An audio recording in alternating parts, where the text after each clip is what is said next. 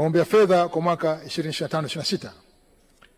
Mheshimiwa Mwenyekiti, ninaomba bunge lako tukufu liidhinishe jumla ya shilingi bilioni 19 bilioni 946 laki 399 kwa ajili ya matumizi ya fungu 26 ofisi binafsi ya Mheshimiwa Makamu wa Rais na shilingi bilioni 61 milioni 917 laki 791 kwa ajili ya matumizi ya kawaida na ya maendeleo ya fungu 31. Kati ya kiasi kinachoombwa kwa fungu 26, shilingi bilioni 1 milioni 66 laki 899 ni kwa ajili ya mishahara na shilingi bilioni 18 milioni 879 na laki 5 ni kwa matumizi mengineyo.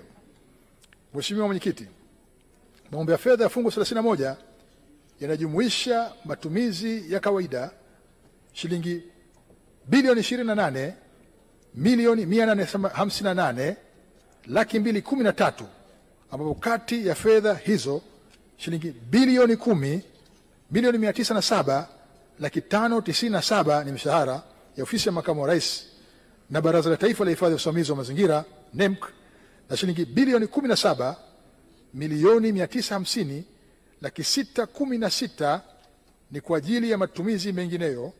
Aidha, fedha za miradi ya maendeleo zinajumuisha shilingi bilioni 4 milioni 602, fedha za ndani shilingi bilioni 28 milioni 457 laki 578 ikiwa ni fedha za nje.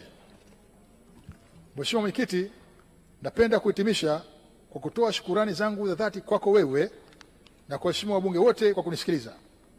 Aidha, hotuba hii inapatikana katika tovuti ya ofisi www.vpo.go.tz.